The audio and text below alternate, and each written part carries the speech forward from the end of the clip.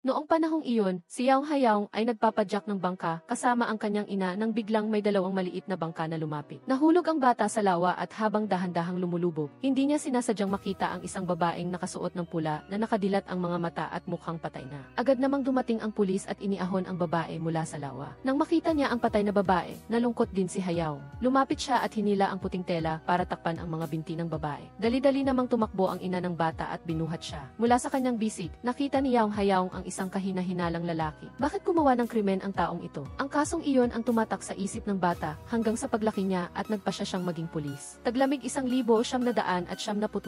Sa lungsod, sunod-sunod na kaso ang lumabas. Isang binatilyong nakasuot ng pulang sombrero ang nanloob sa mga bahay, gumawa ng sexual na pang-aabuso at malupit na pinatay ang mga biktima. Sa malamig na panahon ng Korea, nagbabantay pa rin ang pulisya malapit sa eskinita. Nagpanggap na mga babae ang mga miyembro ng patrol team at pabalik-balik na naglalakad kahit nangangalamig na, ngunit hindi pa rin siya nagpakita. Hindi rin maganda ang sitwasyon ni Hayaong sa loob ng kotse. Nagsimula nang magreklamo ang kasamahan niya nang matanggap nila ang abiso na tapos na ang shift nila. Ayaw pa rin niyang umuwi. Hindi na tinag ng lamig ang kanyang determinasyon para sa hustisya, habang ang mga kasamahan niya ay wala na sa paningin. Pagkatapos, mag-isa siyang bumaba at sinuri ang isang maliit na eskinita. Paglingon niya sa kanto, hindi niya sinasadyang makita ang isang lalaking nakasuot ng pulang sombrero na pilit na pumapasok sa bahay ng isang residente. Tumakbo si Hayaong para sabihin sa kanya na huminto at matapos ang paghabol, naidala rin niya sa wakas ang lalaki sa istasyon. Ngunit isa lang itong simulation ng kriminal na nakasuot ng pulang sombrero. Hindi niya maintindihan kung bakit may mga taong sumasamba sa ganoong uri ng tao. Lumapit ang kaptain at sinabing pagod na ang pulis sa paghuli ng mga kriminal at hindi na kailangang mag-isip pa kung bakit sila gumawa ng krimen. Ngunit ang ating bida ay hindi maalis ang pag-aalinlangan na iyon dahil ito ang bumabagabag sa kanyang isipan mula pa noong bata siya. Noong araw na iyon, umuulan ng malakas at naramdaman ni Hwaeon na may sumusunod sa kanya mula sa ospital pa uwi. Ngunit hindi niya alam kung sino. Inalo niya ang sarili, iniisip na nag-iisip lang siya ng sobra at umuwi. Pagdating niya sa bahay, nakita niya ang kanyang ina na naghihintay sa pintuan at nagdala ng pagkain para sa kanya. Ngunit hindi ito nagtagal at umuwi rin agad. Bago umalis, hindi niya nakalimutang paalalahanan ang kanyang anak na isara ng mabuti ang pinto. Pagkaalis ng kanyang ina, agad na naligo si Hwaeon. Habang naghahanda siya ng noodles, narinig niya ang tunog ng isang taong pumapasok sa bahay. Nagulat siya nang lumabas siya para tingnan kung sino iyon. Ito pala ang kanyang kasintahan. Bukod sa hindi inaasahang pagdating, nanatili itong tahimik habang pinupunasan ang tubig sa lamesa at saka pumasok sa kusina para uminom ng tubig. Dahil buntis siya, gusto ni Hwaeon na mas madalas na makasama ang kanyang kasintahan. Ngunit tinanggihan siya ng lalaki na sinasabing abala siya sa negosyo. Hindi na mabilang kung ilang beses na itong nangyari. Nang marinig ni Hwaeon ang dahilan, sinumbatan niya ito, bakit ka walang pakialam? Dahil lang sa maliit na restaurant na iyan, nagiging malamig ka na sa akin. Nadamay ang pride ng kanyang kasintahan at nag-away sila. Sinakal ng kanyang kasintahan si Hwaeon hanggang sa mawalan ito ng malay. Pagkatapos ng ilang araw, natagpuan si Hwaeon. Nagbigay ng pahayag ang pulisya, ngunit nang suriin ang crime scene, ito ay katulad ng modus ng lalaking nakasuot ng pulang sombrero, isang kaso ng panggagahasa at pagpatay. Ang ina ni Hwaeon ang mahalagang saksi na kailangang imbestigahan, ngunit na-ospital siya dahil sa sobrang kalungkutan. Nagpasya si Hayaong na pumunta sa ospital, ngunit hindi niya alam ang gagawin. Kaya, tahimik lang siyang lumapit sa kama. Kinumutan niya ito tulad ng ginagawa niya noong bata pa siya. Sa police station, nagpa siya ang head ng criminal department na si Yaong Soo na bumuo ng isang special investigation team na nakatuon sa forensic psychology. Ngunit hindi ito sinang-ayunan. Ayaw nilang tumanggap ng mga bagong paraan ng investigasyon. Nakaranas si Yaong Soo ng matinding pagtutol. Samantala, nagsasagawa ang pulisya ng autopsy at tinatantya na 11 oras 30 minuto ng gabi ang oras ng kamatayan. Nangangahulugang nagkakataon ang oras na iyon sa pagdating ng kasintahan ni Hwaeon sa bahay. Kapansin-pansin na kahit hubad ang katawan ni Hwaeon, walang senyales ng panggagahasa. Medyo iba ang modus na ito sa mga naunang kaso. Pumunta ang pulisya para arestuhin ang kasintahan. Ngunit nagulat ang lalaki nang malaman niyang patay na ang kanyang kasintahan. Sinabi ng kasintahan na noong gabing iyon, matapos silang mag-away ni Hwaeon, hindi na siya pumunta sa trabaho at sa halip ay naglakad-lakad sa Han River. Ang team leader na namamahala sa pagtatanong ay hindi naniniwala sa pahayag na ito. Sa halip, naisip niya na ito ang lalaking nakasuot ng pulang sombrero dahil mayroon na itong criminal record noon. Bukod pa rito, dating miyembro ng gang ang lalaki. At saka, may saksi na nagsabing nakita niyang may isang taong nakasuot ng pulang sombrero na sumusunod kay Hwaeon matapos itong lumabas sa ospital. Ang saksing iyon ay isang ginang na nagtitinda ng pagkain sa kalye. Nagpa siya ang ating bida na puntahan ang babae at tanungin ang tungkol sa itsura ng lalaki.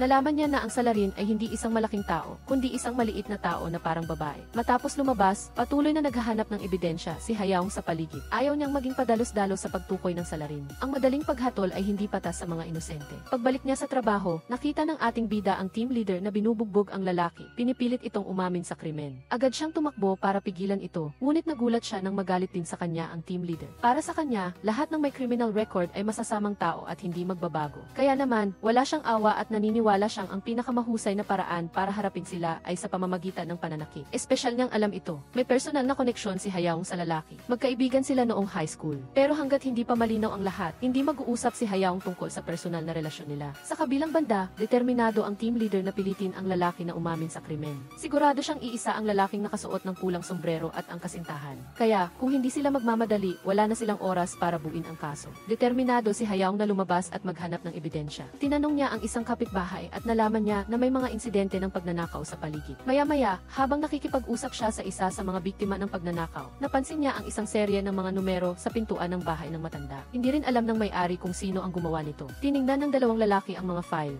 Nagpa siya silang mag-imbestiga mula sa mga kaso ng pagnanakaw at hindi sinasadyang natuklasan na lahat ng biktima ay mga babae. Bukod pa rito, napakaliit ng halagang ninakaw. Kung ikukumpara sa isang taong gusto lang kumuha ng pera, mas mataas ang posibilidad na may iba siyang layunin. Baka naghahanap siya ng biktima. Matapos ang maingat na pagtatanong, nahanap niya ang kakaibang paraan ng pagmamarka ng kriminal. Ang numero 2 ay kumakatawan sa mga babae, 3 para sa mga bata, at 1 para sa mga lalaki. Ang mga numerong ito ay paalala sa kanyang sarili tungkol sa pamilya na ginagawang madali para sa kanya na iwasan ang mga bahay na may mga lalaki sa oras ng krimen. Ngunit sino ang taong maaaring makaalam ng ganito kalinaw sa sitwasyon at makalagay ng mga numero sa harap ng pinto nang hindi nagpapahinala? Sa sandaling iyon, isang delivery truck ang dumaan at naramdaman ni Hayaong na hindi siya ligtas. Kaya, nagpa siyang bumalik sa opisina at imbestigahan ang mga fast food restaurant sa malapit. Bago pa siya makagawa ng anuman, umamin na ang lalaki sa kasalanan dahil sa pagtatanong ng team leader. Kasabay nito, nahuli rin ang lalaking nakasuot ng pulang sombrero na nagnanakaw sa isang bahay. Ngunit dahil maliit na krimen lang iyon, nakalaya rin siya pagkatapos ng ilang araw sa kulungan. Inisian ng masama ng magnanakaw na nakasuot ng pulang sombrero ang kasintahan at sinabi, kung hindi ikaw ang gumawa, sino ang maniniwala? Ang tingin ni Hayaong ay nagpatunay na hindi ito ang buong katotohanan. Kaya naman, bago pa magkaroon ng hatol, nagpa siyang pumunta sa bahay ni Huayon kasama si Yaong So para maghanap ng ebidensya. Nang hindi sinasadya, nakahanap sila ng fingerprint sa kabinet, ngunit hindi nila matukoy kung kanino ito. Ang kanilang mga pagsisikap ay walang naging resulta. Inis na inis ang team leader sa ginawa nila at sinabi kay Hayaong na hindi siya welcome saan man siya magpunta. Ngunit sa palagay ni Yaong So, bagay na bagay si Hayaong sa kanilang team. Ang kanyang mga emosyon at pag-iisip ay katulad ng sa isang criminal psychologist. Nagulat si Hayaong, binigyan ni Yaong So ang ating bida ng isang libro upang pag-aralan. Sa huli, hindi pa rin mahanap ni Hayaong ang salarin. Napilitan siyang panoorin ang kanyang kaibigan na makulong dahil sa pamimilit ng team leader. Ito ay isang malaking pasanin sa kanyang puso. Nagpa siyang ilagay sa isang kahon ang file at maghanap ng bagong pagkakataon. Ngunit pagkatapos ng isang taon, bumalik ang salarin at gumawa ng isa pang krimen.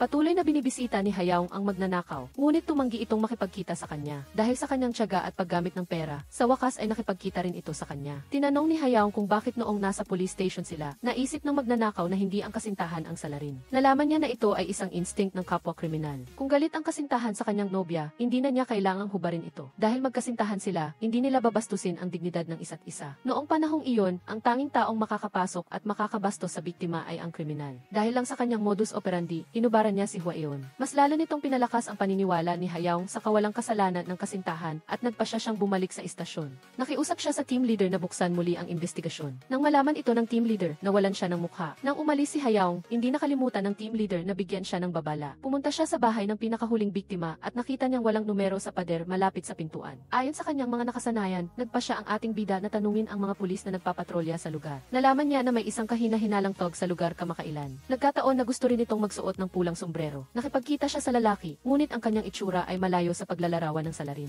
Sa sandaling iyon, nakita niya ang isang lalaking nakasuot ng asul na sombrero na binubuli ang isang estudyante. Ang lalaki ay maliit at parang isang estudyante lang. Nagpa siya si Hayaong na hanapin ang magnanakaw para talakayin ang mga detalye ng bagong kaso. Nakakagulat na sa pagkakataong ito, hindi hinubaran ang biktima at walang iniwang numero sa pintuan. Nang marinig ito ng magnanakaw, alam niyang sobrang confident ang salarin, kaya hindi na ito nag-iwan ng numero. Aksidenteng nakatulong ito kay Hayaong na makahanap ng bagong paraan para mag-imbestiga. Nagpa siya ang ating bida na magsimulang mag-imbestiga mula sa mga taong may criminal record. Sumang-ayon din ang magnanakaw na sumama, ngunit mukhang hindi pa siya nasisiyahan. Gusto niyang talakayin ang criminal psychology kay Hayaong dahil sa wakas ay may nakaintindi na sa kanya. Pagbalik niya sa istasyon, pinagalitan siya ng team leader dahil sa patuloy na pagpunta sa kriminal na naging dahilan para maging mayabang ito at magyabang sa lahat. Pakiramdam ng team leader ay nasira ang kanyang reputasyon, ngunit si Hayaong Tinutulan niya ito, ang kriminal lang ang nakakaintindi sa isip ng kriminal. Nang gabing iyon, para mahuli ang tunay na lalaking nakasuot ng pulang sombrero, hinalungkat niya ang mga criminal records at sinuri ang lahat ng mga taong nagtatrabaho bilang delivery. Naghanap si Hayaong sa bawat isa sa kanila, ngunit ang mga lalaki ay agresibo at ayaw makipagtulungan. Kaya naman, naging mahirap ang araw para sa kanya. Ang tanging nagawa ni Hayaong ay puntahan ang magnanakaw at sabihin ang kanyang iniisip. Ngunit ngayon, nagsimulang maging mayabang ang magnanakaw at humingi ng kung ano-anong pabor. Alam ni Hayaong na tinatakot siya, kaya agad siyang umalis. Alam din ng magnanakaw na hindi madali si Hayaong, kaya dali-dali itong nakipagkasundo at sinabi na bagaman hindi niya naiintindihan kung bakit, mataas ang posibilidad.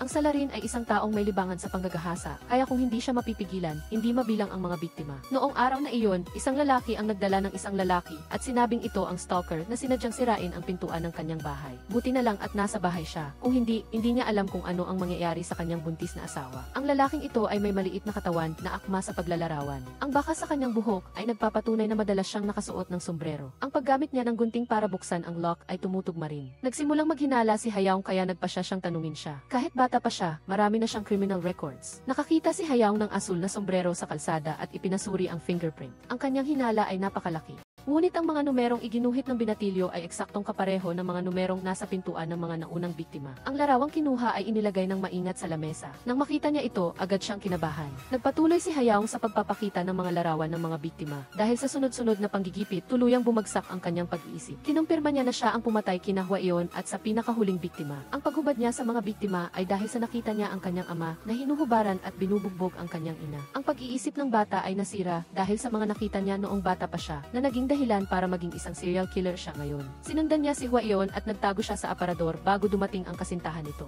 Kahit galit, hindi sinaktan ng kasintahan si Hwaeon, kaya nang umalis siya, lumabas ang lalaki at sinakal si Hwaeon. Nang lumabas si Hayaong na may hawak na interview board, hindi maganda ang mukha ng team leader. Samantala, ang lalaking nakulong sa loob ng isang taon ay binigyan ng pagkakataong i-review ang kanyang kaso. Kinabukasan, kinumpirma na ang fingerprint na natagpuan isang taon na ang nakalipas at ang sa binatilyo ay isa. Sa wakas, nabunyag ang buong katotohanan. Ang pagbaliktad na ito ay gumawa ng ingay sa buong Korea. Matapos matagumpay na matapos ang kaso, nagpasya sina Hayaong at Yaong Soo na uminom at pag-usapan ang mga detalye ng pagresolba ng kaso. Bagaman maingat na si Hayaong, may kaugnayan pa rin sa dalawang kaso na hindi nila alam. Halimbawa, pagkatapos niyang gawin ang krimen, laging gumagamit ang salarin ng toilet paper sa bahay para linisin ang pinangyarihan ng krimen. Kaya, pagkatapos ng krimen, ang naiwan sa bahay ng biktima ay ang rolyo lang ng tissue. Kaya naman, patuloy na iminungkahi ni Yaong Soo na magdagdag ng analysis team sa police force. Sa ganitong paraan, mas makikilala nila ang salarin at makakapagtago ng mga records sa hinaharap. Ang kanyang sinabi ay nagustuhan ni Hayaong. Bago umalis, naisip ng ating bida na ang kasamaan ng binatilyo at ng magnanakaw ay dahil sa kanilang mga magulang. Ano man ang mangyari, ang masasamang tao ay hindi ipinanganak na masama. Unti-unti silang lumaki at nahulog sa kasamaan. Ang kawalang kasalanan ng kasintahan ay iniulat na rin sa media. Ibinato nila ang sisi sa pulisya. Araw-araw, dumadami ang mga nagprotesta. Kinondena nila ang mga pagnanakaw at pananakit na ginagawa sa mga kriminal. Walang tigil ang pagring ng telepono sa istasyon at maging ang mga matataas na opisyal ay naapektuhan at pinagalitan. Nang araw na iyon, isang reporter ang partikular na humiling na interviewin si Hayaong. Lumabas na nakuha ng reporter ang impormasyon na nakuha niya ang impormasyon mula sa isang kriminal sa loob ng kulungan para malutas ang kaso. Nakakatuwa lang dahil wala si Hayaong sa police station noon. Para ilihis ang atensyon sa paggamit nila ng puwersa sa suspect, sinadya ng team leader na sabihin sa reporter na humingi ng tulong si Hayaong sa magnanakaw. Binanggit din niya ang tungkol sa pagbaliktad sa katotohanan at sinabi na gumamit si Hayaong ng suhol.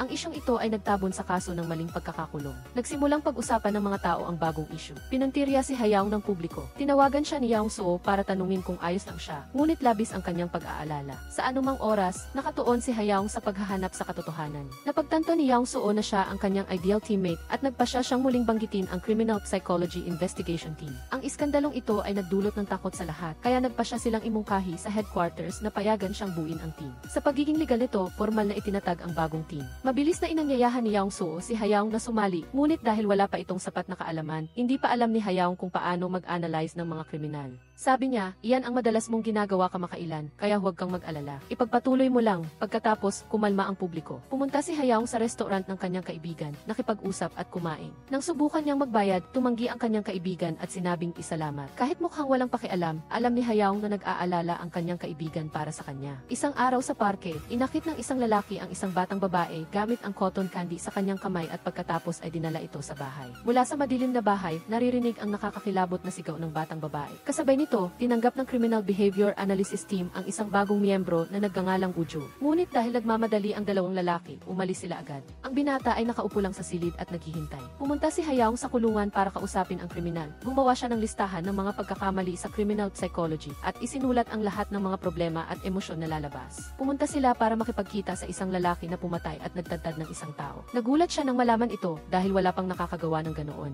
Dahil sa pamimilit ni Hayaong, naalaala ng lalaki ang pangyayari noon. Nagpakita siya ng baliw na ekspresyon, ngunit sinabi niyang tapusin na nila. Sa kabilang banda, kung gusto nilang malaman pa ang iba, kailangan nilang sila mismo ang pumunta sa kanya. Nagkaroon ng pagkakataon si Yaong Su at Hayaong na magbabad sa public bath. Naalala lang nila ang lalaking naghihintay sa opisina. Kinaumagahan, isang matandang babaeng nangungulekta ng basura. Isang matandang babae na nangungulekta ng basura ang nagpunta sa loob na kalsada, tulad ng karaniwan niyang ginagawa. Ngunit sa pagkakataong ito, iba ang lahat. Nanginginig ang matanda nang makita niya na ang itim na bag na binuksan niya ay puno ng mga parte ng katawan ng tao. Nag-imbestiga ang pulisya sa paligid at sa wakas ay nakumpleto na ang lahat ng parte ng katawan. Sa pamamagitan ng forensic examination, natuklasan na ang mga labi ay sa nawawalang batang babae. Ngunit hindi sila makapaniwala na may taong ganoon kalupit sa isang bata. Humingi si Yaong Su sa kanyang superior ng pahintulot na muling makipagkita sa pumatay at nagtadtad. Dahil sa patuloy na panggugulo ni Yaong Su, napilitan ang superior niya na sumang-ayon. Napansin ni Gujo na walang lamesa ang kanyang pwesto, kaya mag-isa siyang naglipat ng lamesa. Hindi inaasahan ni Hayaong na ang isang batang lalaki na kasing edad niya pumasok din dito. Nagtanong si Hayaong at nagulat siya sa sagot ng lahat. Dahil lang sa tingin niya ay Coolty ang pangalan ng Criminal Psychology Analysis Team, nagpasya siyang pumasok dito. Sinabi niya na hindi ito ordinaryong trabaho. Parang bulag na naglilikha ng liwanag sa gabi, walang pakinabang sa sarili, kundi para lang sa iba. Kung hindi ka mag-aalay, mahihirapan kang magpatuloy. Lalo na't ang kasong ito ay parang nagbukas ng daan para sa kanilang team. Matapos maitatag, nagpunta si Yaong Su sa kanyang superior at humiling sa criminal department na i-reiterate ang kaso para makatulong ang psychology team. Ngunit abala sila ngayon at walang gustong makinig sa kanya. Sina Hayaong at Yaong Su ay walang nagawa kundi puntahan si team leader Yun at ibahagi ang kanilang analysis. Ang salarin ay hindi tiyak na may sakit sa isip, tiyak na may ibang dahilan. Hindi sumang-ayon si team leader Yun at inisip na nagdadagdag lang sila ng abala sa kanya. Sa tingin niya, ang Criminal Psychology Analysis Team ay walang ginagawa kundi magpanggap at wala itong silbi. Dahil dito, umatras si Yaong Su at humingi ng mga dokumento sa kaso kay team leader Yun para hindi na nila kailangang abalahin pa ang Criminal Police Team. Ngunit inutusan sila ni team leader Yun na umalis, kaya kinailangan nilang humanap ng ibang paraan para malaman ang tungkol sa kaso. Lumapit si Yaong Su sa kanyang dating kasamahan na nagtatrabaho sa forensics para hilingin na kunan ng litrato ang lahat ng dokumento ng biktima at ipadala ang mga clue ng kaso kay Hayaong. Pumunta si Hayaong sa kulungan para makipagkita sa pumatay. Napaka-weirdo ng pagbabago ng mood niya, sa huling pagkakataon ay kinamuhian niya ito, ngunit ngayon ay tila napaka-interesado niya, lubos niyang naunawaan ang sikolohiya ng kanyang krimen at sa parehong oras ay nabuo ang interes sa kanya. Ang kriminal ay nakatitig sa mga mata ni Hayaong at sinabi na kaya niyang maramdaman na napakanipis ng pagitan niya at ng psychopathic killer. Kung hindi siya mag-iingat, magiging halimaw din siya. Ang pag-uusap na ito ay hindi nagbigay kay Hayaong ng anumang kapaki-pakinabang na clue. Pagkatapos bumalik, nag-overtime ang bida at ang kanyang mga kasamahan para pag-aralan ang mga ebidensya na nakuha ni Guk Yaong Su sa forensic report. Ang katawan ng biktima ay napakamaingat na hiniwa. Para kayang gawin ang paghiwa sa katawan ng may pagpapasya, kaya napakatahimik niya, imposibleng maisakit sa pag-iisip. Sa sandaling ito, nagdagdag ng komento si Uho Seong, posibleng ang gumawa ay nagtatrabaho sa pag-aalaga ng hayop. Agad itong idinagdag ni Guk Yaong Su sa pisara. Sa sandaling ito, bukod sa kanila, nag-overtime din ang homicide squad. Hating gabi nang lumabas si Captain Yoon para magpahangin. At narinig niyang pinag-uusapan ng dalawang tao sa kanilang superior na gusto nilang ilipat ang direksyon ng investigasyon sa mga tindahan ng karne sa malapit. Pagkarinig nito, sa sumunod na araw, habang nagsusuri, sinuri na rin ng kabilang panig ang mga tindahan ng karne. At ang direksyon ng investigasyon ay nakatuon pa rin sa mga taong may sakit sa pag-iisip. Nakita ni Song Hayaong na nakakulong si Captain Yoon sa maling direksyon.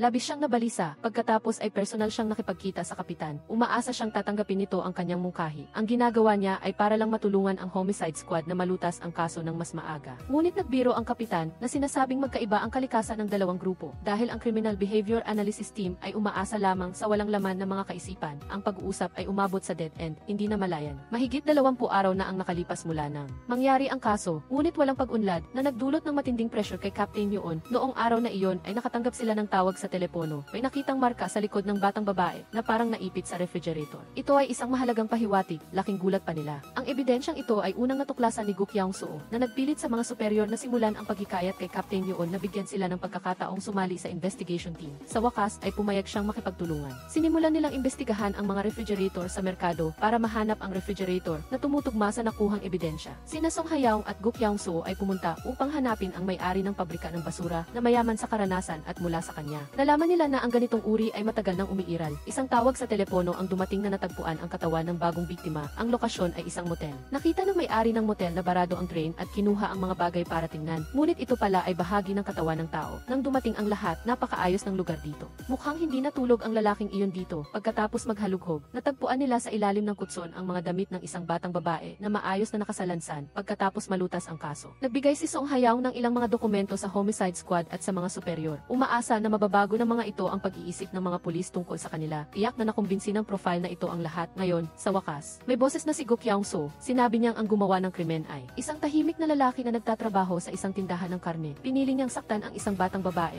dahil sa kawalan niya ng tiwala sa mga adultong babae. Malamang na ang kriminal ay may dating criminal record. Pagkatapos manarrow down ang mga suspect, gumamit ang mga superior ng isang discreet investigation method upang imbestigahan. Hindi natanggal ang lahat ng mga potensyal na suspect at sinubukan nilang hanapin ang bawat bahay. Ngunit hindi ito gumana. Sinabi ng mga pulis na maaaring hindi pa nakarehistro ang target dito. Pagkatapos baguhin ang direksyon, tinarget ng mga pulis ang isang tao batay sa isang pahiwatig. Nakahanap si Song Hayaw ng isang bahay sa labas ng bayan. Sinabi ng kanyang intuition na ang taong nakatira dito ay ang kriminal. Mabilis ding dumating si Captain Yoon. Sabay silang pumasok sa bahay. Natuklasan nila na ang loob ay malinis at maayos tulad ng crime scene sa motel. Ang refrigerator sa sulok ay tumugma din sa hinahanap nila dati. Higit sa lahat, natuklasan ni Song Hayaw ang hairpin ng isang batang babae sa backpack sa ilalim ng refrigerator. Wala nang pagdududa.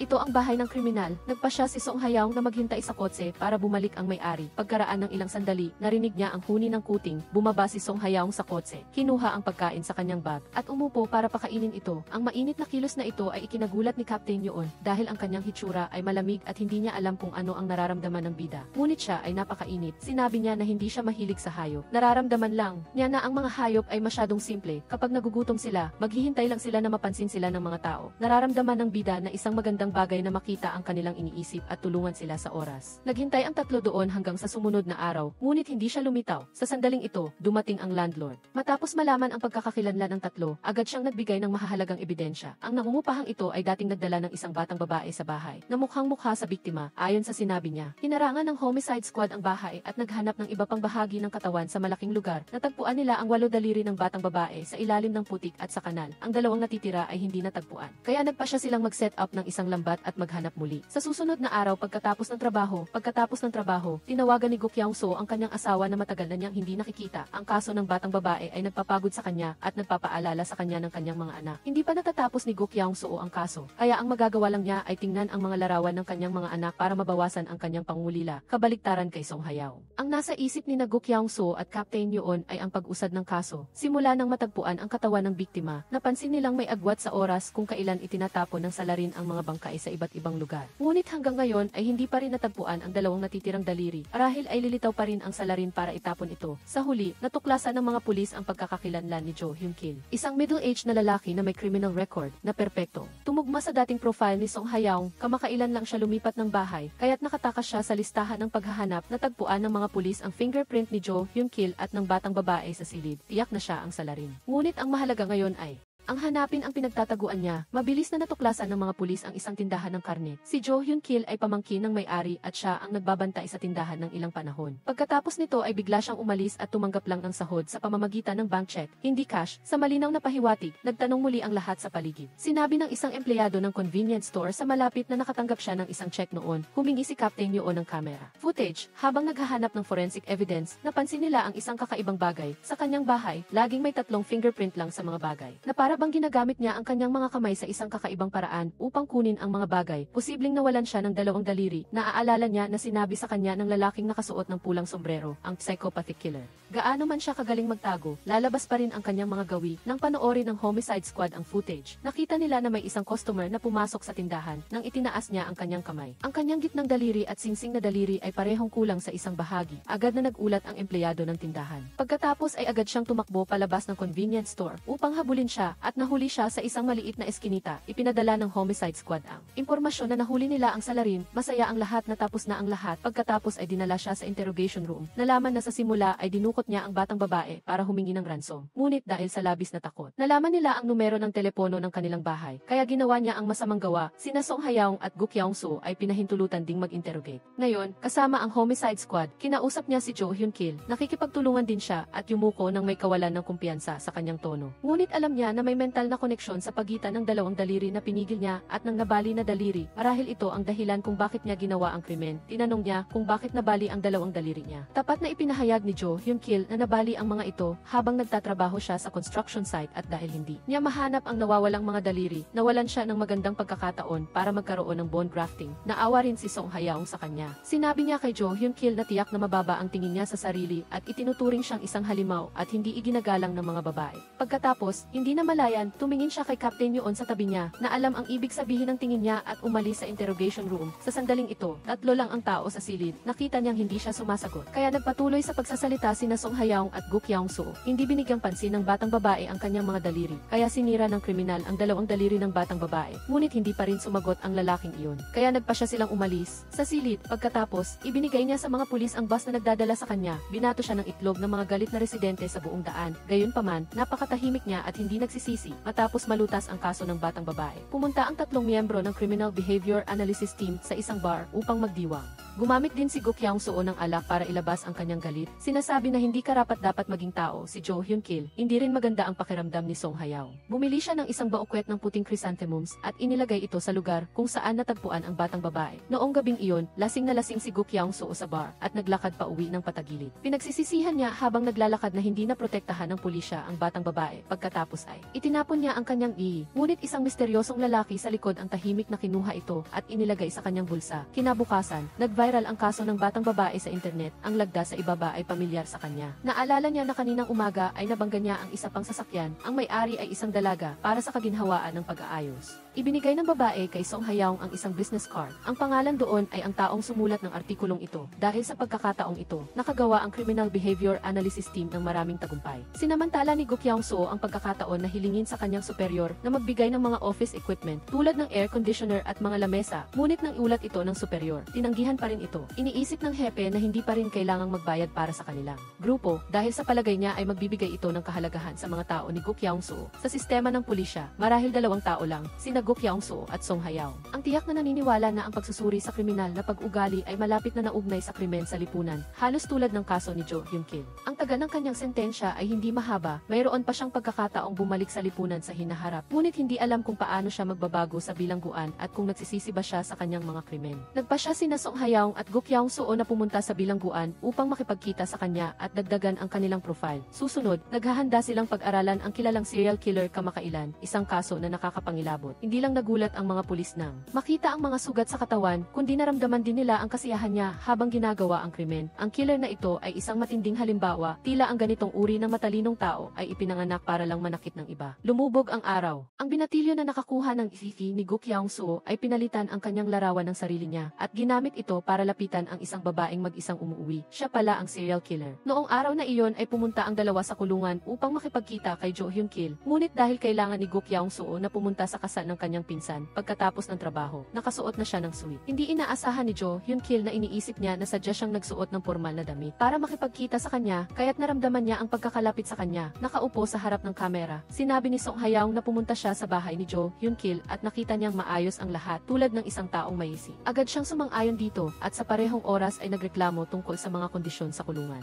Naisip ni Song Hayaong pagkarinig nito na marahil ay hindi si Jo Hyun Kil ang gumawa ng krimen dahil sa pagnanasa, kundi dahil sa isang psikolohikal na problema mula sa kanyang obsessive-compulsive disorder. Ngunit sinabi ni Jo Hyun Kil na masyadong malas ang batang babae. Hindi siya dapat lumabas sa parke noong araw na iyon dahil kung hindi niya siya nakita, hindi siya mamamatay. Ang sagot na ito ay nagpatuyo ng laway ni Song Hayaong at Gu Kyung-soo. Pagkatapos ay tinanong ni Gu Kyung-soo si Jo Hyun Kil tungkol sa kanyang background. Narinig niyang huminto siya sa pag-aaral noong bata pa siya at sinabi ni Gu Kyung-soo na napakahirap din ng kanyang pamilya noong bata siya. Si Jo Hyun Kil ay nagkaroon ng magandang pakiramdam kay Gu Kyung-soo at agad na nagtanong kung huminto din siya sa elementarya tulad niya niya, ngunit tinanggihan ito na agad na nagpatay sa liwanag sa kanyang puso. Marahil ang kriminal ay naghahangad din ng kapareho at ng pag-unawa. Kahit na ganoon, ang paggalugad sa puso ng mga kriminal ay isang pangmatagalang gawain para kina Song Hayaung at Guk Yaung-soo. Hanggang ngayon, naunawaan lang nila ang panlabas na bahagi ng kaluluwa ng mga kriminal at hindi pa nila talaga sila naintindihan. Mabilis na lumipas ang panahon at mabilis ding sumali sina Song Hayaung at Guk Yaung-soo sa malalaking kaso at ginamit ang mga espesyal na kasanayan ng kanilang grupo upang tumulong sa mga kaso. Ngunit, ang Criminal Behavior Analysis Team ay hindi pa rin nagkakaroon ng sandali para sumikat. Ang departamento ay napapanatili lamang ng sapilitan dahil sa koneksyon ni Guk Yaung-soo 3 taon pagkatapos. Isang malaking bagyo ang tumama sa South Korea. Agad na nakita ng lalaking umuwi na wala na ang kanyang asawa at ang lalaking may hawak na martilyo sa tabi ay ang taong nakapulot ng ni Guk Yaung-soo. Agad niyang hinampas ng martilyo ang ulo ng lalaki noong araw na iyon. Bagong itinalaga ang police chief sa himpilan ng pulisya, hindi masaya si Captain Yoon nang marinig ang balitang ito. Mukhang nagkaroon siya ng alitan sa lalaking iyon sa kanyang larangan. At kumalat din ang balita na dating nakatrabaho ni Song Hayaung si Captain Park Dae-woong at siya ay isang traidor. Alam ni Captain Yoon na hindi tumpak ang mga salitang ito. Pagkaupo pa lang niya sa pwesto, agad siyang pumunta sa Criminal Analysis Team upang tanungin ang kinaroroonan ni Song Hayaung sa sandaling ito. Si Gu Hoseong lang ang nasa opisina pagkatapos malaman na lumabas siya.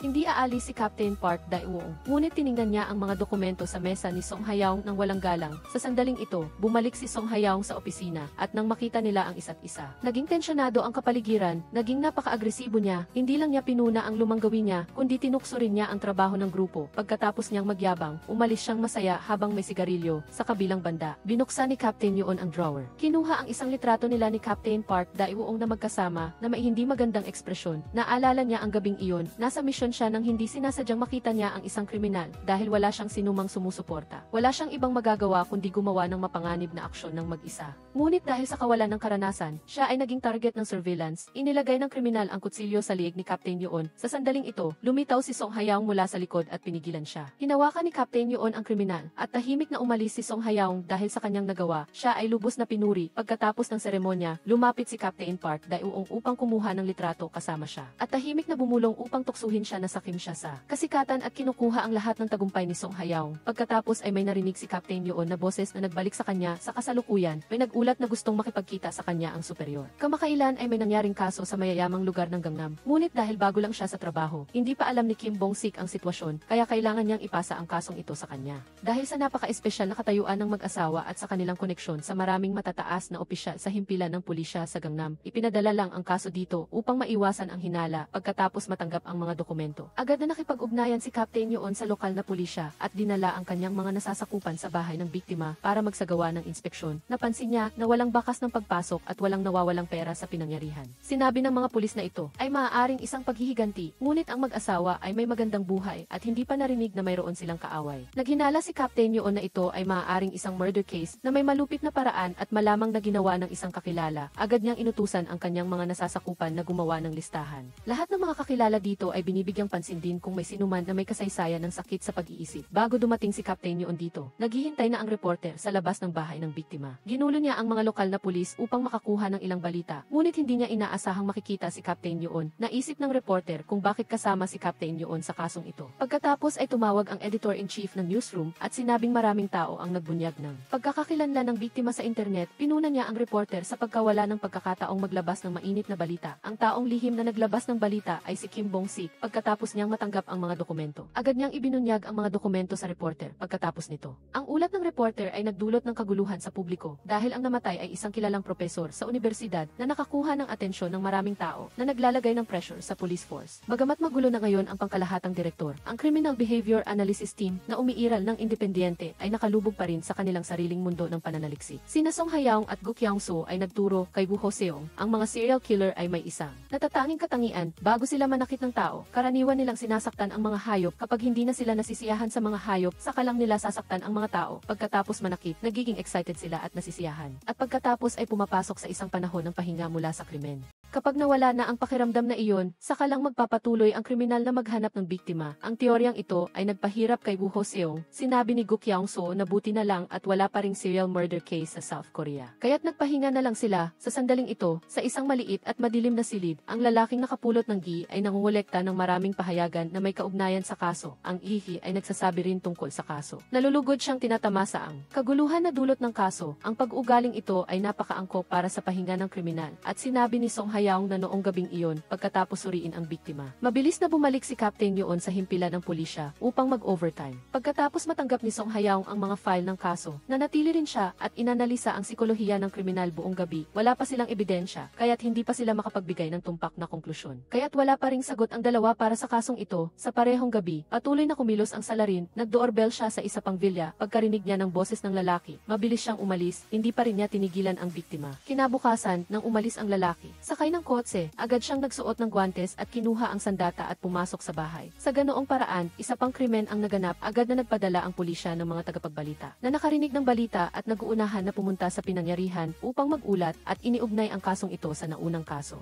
Kung may kaugnayan ang dalawang kaso, ito ay isang serial murder case. Mabilis na natuklasan ng mga pulis ang koneksyon sa pagitan ng dalawang kaso na ito, na ang salarin ay hindi kumuha ng pera. At patuloy na hinampas ang ulo ng biktima ng martilyo. Bukod dito, natuklasan din ng forensic team ang isang hindi inaasahang detalye. Ang murder case na nangyari sa ibang lugar, hindi pa matagal ay natagpuan din nila ang mga bakas ng paa na iniwan ng salarin, lalo na tumugma ito sa mga bakas ng paasa. Unang kaso sa Gangnam, agad na ikinonekta ng ebidensyang ito ang tatlong kaso. Pagkatapos malaman ang ebidensyang ito, agad na tumakbo si Song Hayaung sa pinangyarihan ng pangalawang murder case, at nang dumating siya, tinarang siya ni Kim Bong-sik sa labas ng pinto. Hindi man lang pinansin ni Song Hayaung si Kim Bong-sik, tinulak niya ito at pumasok sa loob ng bahay. Sunod niyang sinuri ang bawat detalye. Biglang tumawag si Yang Yaung-cheol at sinabi kay Song Hayaung na ang kakaibang katangian ng serye ng mga kaso sa Henggoy ay angkop sa kaso sa Henggoy na may panahon ng pahinga para sa mga kriminal. Umalis si Song Hayaung sa bahay ng biktima. Alam niyang kung hindi siya magmamadaling hanapin ang mabilis, marami pang magiging biktima. Sa puntong ito, ang salarin ay nakikihalubilo sa karamihan, pinapanood ang eksenang ginawa niya na may napakasayang ekspresyon. Napakabagal ang takbo ng investigasyon ng pulisya sa tatlong kasong ito at patuloy itong iniulat ng media. Nagdulot iyon ng malaking pressure sa Korean police. Sa mahalagang sandaling ito, sinumbong ni Kim Bong-sik sa kanyang mga nakatataas na palaging pumapasok at lumalabas si Song Hayaung sa bahay ng biktima. Ang paglitaw ng grupo ng criminal behavioral analysis ay nagdulot ng kontrobersya at pinagtawanan, kaya ang kusang pagsisiyasat ni Song Hayaung sa kaso ay nagdulot ng hindi pagkakontento sa ibang mga team. Matapos ilabas ni Kim Bong-sik ang isyong ito, umayag si Captain Park Dae-uong sa kanya. Nang magkasama silang pumunta sa opisina ng kanilang nakatataas upang payuhan si Song Hayaung na umalis sa investigasyon, ang lahat ng staff sa police station ay nakatanggap ng abiso na may lumitaw na pinakabagong biktima. Ngunit hindi nakatanggap ng abiso si Song Hayaung. Sa puntong ito, pagkabalik niya sa kotse para kumuha ng gamit, napansin niyang walang tao sa paligid. Napagtanto niya na may bagong development sa serye ng kaso sa Hanjul. Dali-dali siyang tumakbo kasama si Yang Yaung-cheol sa pinangyarihan ng krimen. Ang pagkakaiba sa pagkakataong ito ay pagkatapos ng Henggoy, sinadya pa ng salarin na sunugin ang bahay. Hindi pinansin ni Kim Bong-sik ang trabaho ng pagkuha ng ebidensya at pumasok sa eksena sa sarili niyang kagustuhan, tinapakan ang ebidensya na lubhang ikinabigo ng mga staff. Nang marinig ang balita, gusto ring pumasok ni Yang Yaung-cheol, ngunit pinigilan siya ng lahat. Sinabi sa kanya ng kanyang nakatataas na mula ngayon, siya at si Song Hayaung ay hindi na dapat pumasok sa pinangyarihan ng krimen nang walang pahintulot at may magdadala sa kanila ng ebidensya. Nang marinig nila ito, pakiramdam nila ay walang magawa at mula nang dumating sila rito, hindi nagsalita si Song Hayaung at hindi niya tiningnan ang patay na tao sa loob ng bahay. Sa halip ay tumingin siya sa direksyon ng pulutong. Matapos umalis ang kanyang nakatataas, nagtanong si Song Hayaung sa isang empleyado malapit doon tungkol sa ebidensya na may kaugnayan sa patay na tao. Maliban sa panununog, pareho ang mga pamamaraan ng krimen tulad ng dati. Ang nagpaisip kay Song Hayaung ay ang kriminal na cycle ng salarin dahil ang mga naunang kaso ay pinaikli mula 12 araw hanggang 6 na araw na nagpapatunay na ang salarin ay nagiging mas matapang at mas tiwala sa sarili. Ngunit ang kasong ito ay tumagal ng isang buwan na nagpapakita na may isang uri ng pattern. Pagkatapos, nagmamadaling nag-organisa ang pulisya ng isang press conference, ngunit hindi nagbigay ng anumang mahalagang pahiwatig. Kahit na inilabas na ng ilang kaso ang kalikasan ng serye ng mga kaso sa Henggoy, gusto ng pulisya na kontrolin ang takot sa lipunan, kaya hindi sila nagbigay ng karagdagang impormasyon. Ngunit hindi rin ganoon kadali ang mga reporter. Kinumpirma na ng media na ito ay isang serye ng mga kaso sa Henggoy. Kahit na ipinagbabawal na sina Song Hayaung at Yang Yaung-cheol sa pinangyarihan ng krimen dahil sa kanilang mga koneksyon, palihim nilang pinalitan ang kanilang damit ng mga staff na nangongolekta ng ebidensya at pumasok sa loob. Sa pagkakataong ito, hindi lamang nanunog ang salarin, sinira din niya ang safe ng biktima at ang crew sa dingding.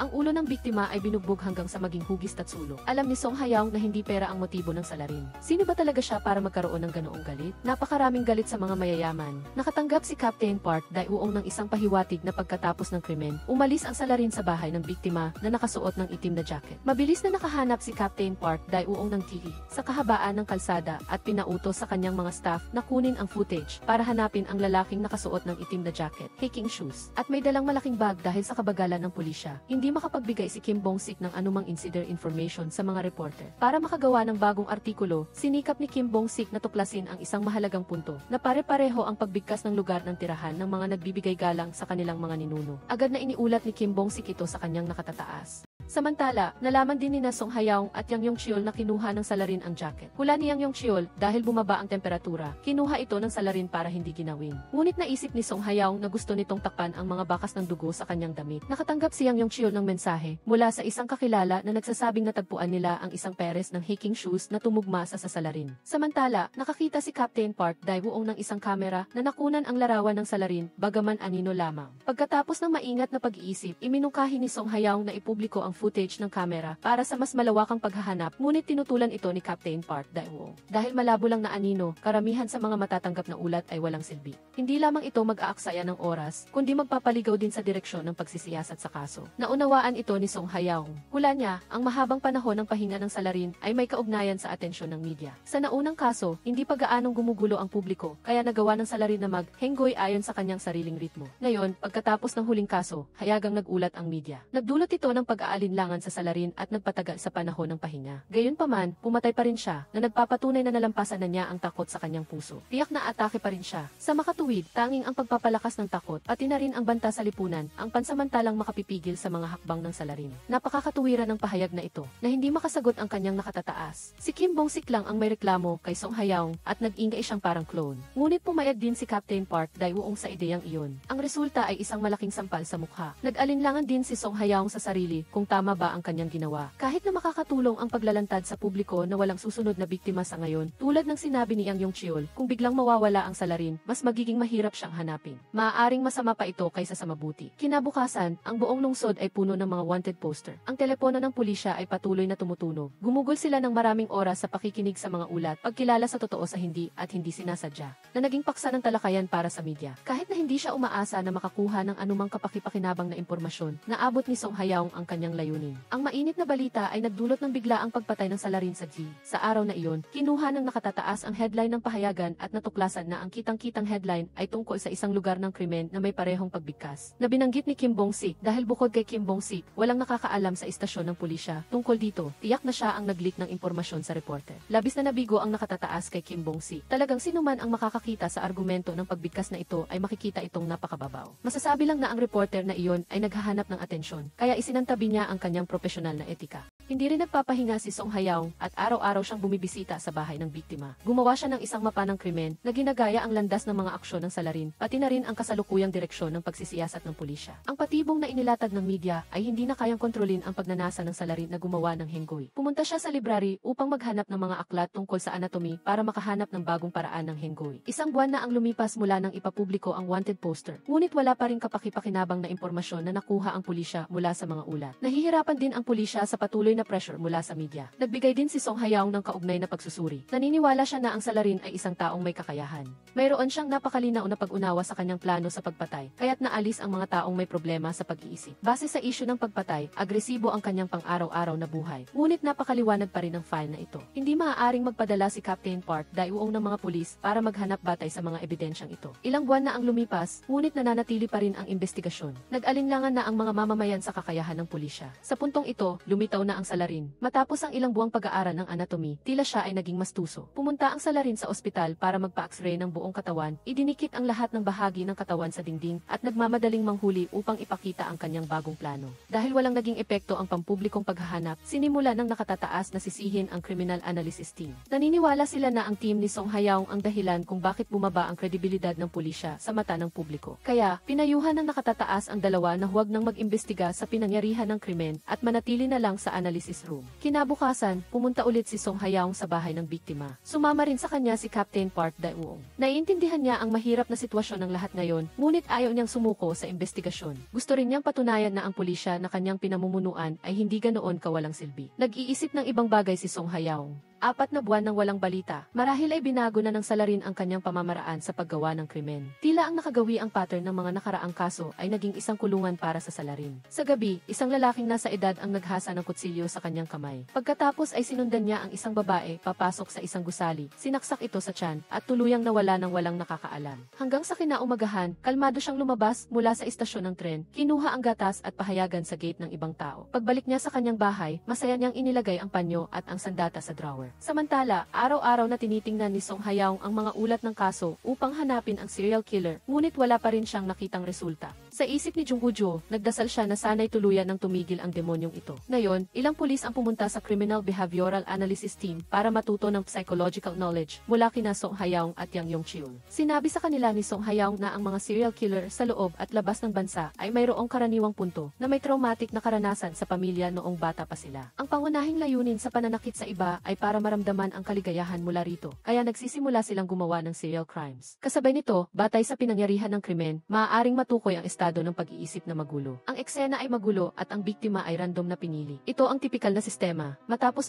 ang lecture, dumating din ang nakatataas. Kahit na sa kanyang pagpasok ay agad niyang pinuna sina Song Hayaung at Yang Yong-cheol sa iba't ibang paraan. Sa kaibuturan ng kanyang puso ay hinihikayat niya sila, umaasang magbubunga ang kanilang pagsisikap. Pagkatapos ng trabaho, malakas na umulan. Nagkita sina Jung Woo-jo at ang reporter sa isang hotpot restaurant. Habang kumakain, nagreklamo si Jung Woo-jo na napakatalim ng mga artikulo ng reporter na pinupuna ang kanilang pagkabigo sa paghuli ng salarin na nagpapahirap sa pulisya. Sinabi ni Jung Woo-jo na ang mga senior officers sa team ay nagsisikap araw-araw para sa kasong ito at lubos niya silang iginagala. Sa ilalim ng pagtatanong ng reporter, ibinunyag ni Jung Woo-jo ang mga pangalan ni Song Hayaung at Yang Yong-cheol. Huli sa gabing iyon, patuloy na naglalakad ang lalaki na may payong sa maliit na eskinita para sa paghahanap ng biktima. Matapos pumili ng ilang sandali, sinundan niya ang isang babaeng may pulang payong at saka siya inatake sa isang liblib na lugar. Mabuti na lang at may dumaang kotse, kaya tumakas siya mula sa pinangyarihan. Pagka-uwi niya, maingat niyang inilagay ang guwantes, ang sandata, at ang kutsilyo sa drawer at inalala ang proseso ng krimen. Kinabukasan, binabasa ni Yang Yong-cheol ang ulat tungkol sa bagong kaso sa loob ng kotse. Nang makita niya na binanggit sa description ang kutsilyo, agad niyang sinabi kay Jung Woo-jo na buksan ang ulat at tingnan kung may mga kaso ng pananakit na gumagamit ng kutsilyo. Natuklasan ni Jung Woo-jo ang dalawang nakaraang kaso na halos pareho sa kasalukuyan. Ang mga biktima ay pawang mga dalagang babae na walang asawa dahil hindi pa sila naapektuhan ng kaya't inuri lang sila bilang mga kaso ng malubhang pananakit. Kasabay nito, napansin din ni Captain Park Dae-woong at ng mga pulis ang mga kasong ito kung saan sinasaktan ang mga dalagang babae. Batay sa pagpili ng biktima at paraan ng krimen, itinuring din niya ito bilang isang serye ng mga kaso ng malubhang pananakit. Bagaman maswerteng nakaligtas ang mga biktima, hindi nila matandaan ang mukha ng salarin, kundi ang mababang likod lamang nito. Ang description na ito ang pumukaw sa atensyon ni Captain Park Dae-woong dahil ang pulisya ay nag-issue ng wanted poster at ang serial killer sa mga mayayamang kapitbahayan ay mayroon ding katangiang ito. Minsang sinabi ni Song Hayaung na pagkatapos na manahimik ang salarin, may posibilidad na baguhin niya ang kanyang paraan ng krimen. Ngunit hindi niya mababago ang dalawang taong may serye ng krimen. Ngayon, tila iisang tao lang ang nasa likod ng dalawang kasong ito. Marahil ang salarin ay isang dating tumakas na kriminal. Ayaw palampasin ni Captain Park Dae-woong ang pahiwati. Sa halip na umupo lang, mas mabuting mag-imbestiga. Sa kabilang banda, sinusubaybayan ni Song Hayaung at Yang Yong-cheol ang kasong ito, kaya pumunta sila sa lokal na istasyon ng pulisya. Nalaman nila ang mga detalye ng tatlong kaso at bumisita pa sila sa tatlong biktima. Sabi ng saksi, ang salarin ay may maliit na pangangatawan, nakasuot ng sportswear at kalbo. Pagkatapos mag-isip, naisip ni Song Hayaung na hindi ang salarin sa pagkakataong ito ang salarin sa nakaraang kaso dahil kapag pinaghambing ang dalawang tao. Ang mga aksyon ng mamamatay tao na may kutsilyo ay tila bago pa lamang. Ngunit ang naunang salarin ay kayang pasukin ang bahay ng walang ingay. Ngayon, nag-atubili siya na sundan ang biktima ng may panganib. At dahil nakaligtas ang biktima sa pagkakataong ito, hindi ibig sabihin na nanakit lang siya, kundi nabigo siyang patayin ang kanyang target. Sa makatuwid, kinumpirma ni Song Hayaung na may dalawang serial killer sa South Korea. Hindi mali ang pag-aalala ni Song Hayaung. Nalaman ng lalaki na hindi namatay ang babaeng estudyanteng sinaktan niya, kaya naghanap siya ng mas mahabang kutsilyo. Sa kanyang imahinasyon, masaya siyang pumapatay sa buwan. Matapos makumpirma ni Song Hayaung ang ikalawang serial killer, iniulat niya ito sa kanyang nakatataas. Tinitingnan niya yon ng nakatataas ang dokumento ni Song Hayaung at tinawag si Captain Park Dae-woong. Dahil interesado sila sa isang kaso, nag-usap-usap sila upang magbigay ng kanilang mga pananaw. Agad na pinabulaanan ni Song Hayaung si Captain Park Dae-woong. Naniniwala siya na hindi isang tao ang salarin ng dalawang kaso. Nang marinig ito, nalungkot siya dahil ang kalikasan kalikasan ng dalawang kaso ay parehong seryoso. Napagtanto ng mamamatay tao na may kutsilyo na hindi epektibo ang sandata na ginamit niya, kaya pagagandahin niya ang kanyang sandata. Kailangan siyang mahuli bago mangyari iyon. Ang unang hakbang sa paghahanap ng salarin ay ang pagguhit ng isang larawan. Dahil hindi matandaan ng mga biktima ang hitsura ng salarin, iminungkahi ni Song Hayaw na gumamit ng hypnosis upang makakuha ng mas maraming detalye. Nakakuha rin si Song Hayaw ng halos perpektong larawan ng mamamatay tao na may kutsilyo. Sa gabi, pumunta sila ni Captain Park Daewoo sa eskinita kung saan nangyari ang krimen. Inilarawan nila kung paano niya ginawa ang krimen. Sinusundan niya ang biktima sa buong daan, ngunit bakit sa tiyan ang mga saksa? Magkasamang inulit ni na Song Hayaw at ng mga pulis ang sitwasyon noon. Ang tanging posibilidad ay pagkatapos makontrol ng salarin ang biktima, sinubukan niyang paikutin ito at atakihin ng harap-harapan. Pagkatapos, naghati ang dalawang grupo at pumunta sa pinangyarihan ng krimen upang maghanap ng mga pahiwati. Sa oras na ito, nasa parke ang mamamatay tao na may kutsilyo, nakatingin sa isang dalagang babae na dumaan. Agad niyang inilabas ang kutsilyo at sinundan ang babae, naghahanda na umatake. Pagkatapos ay tumakas siya sa pinangyarihan. Isang araw, nanonood ng DC ang killer na may dalang kutsilyo sa kanyang bahay. Nang malaman niyang sumama na ang babae sa The Beauties, bumiti siya ng may matinding kasiyahan. Nang makita ni Hayaw na mas tumindi ang modus operandi ng lalaki, agad siyang nagsimula ng investigasyon sa police station at nagbigay ng kanyang opinyon tungkol sa kriminal. Pagkatapos ay inuugnay niya ang naunang kaso ng pananakit sa parehong kaso ng pagpatay. Sa pagkakataong ito, sinabi niya na kailangan nilang hulihin ang dalawang serial killer ngayon. Nang marinig ito ng mga pulis, sinabi nila na nahihirapan na sila sa naunang kaso. Hindi pa nalulutas ang kaso, ngunit may isa pang tao na lumabas. Upang maiwasan ang susunod na kaso, humingi ang mga pulis ng tulong mula sa city police para habulin ang lalaking may dalang kutsilyo.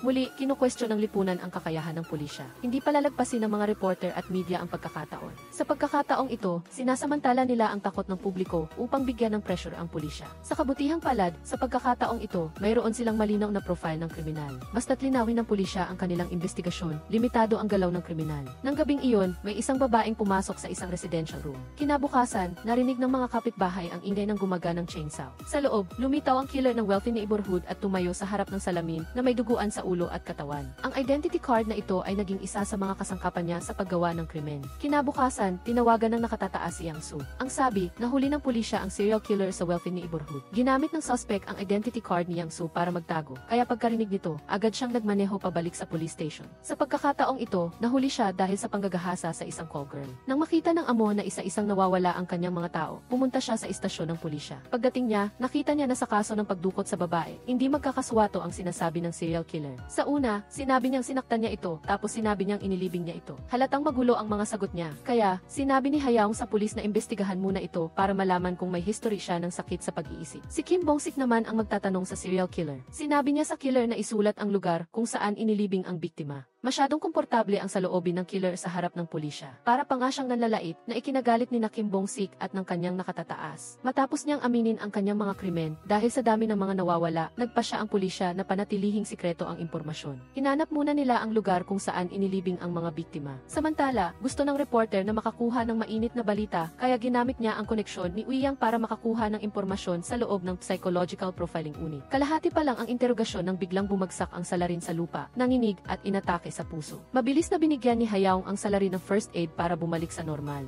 Base sa protocol, kailangan nilang dalhin ang salarin upang tukuyin ang lokasyon ng biktima. Habang inilalabas siya ni Kim Bong-sik sa police station, sinabi ng salarin na ihi siya at bigla siyang inatake. Mabilis siyang tumakas mula sa police station. Mabilis silang nag-organisa ng mga tao upang hanapin ang salarin. Hinabol siya ni Captain Yoon hanggang sa dulo ng isang eskinita. Ngunit dahil sa kapabayaan, inatake siya ng salarin at nawalan ng malay. Plano siyang saktan ng kalaban nang tumakbo si Hayaw at nakipag-away sa salarin. Ngunit dahil napakalakas nito, napilitan siyang sumandal sa pader. Sa pagkakataong ito, tiniis ni Captain Yoon ang sakit at tumayo muli. Pagkatapos ay nakipagtulungan siya kay Hayaw at nahuli nila ang salarin. Siya ang reporter.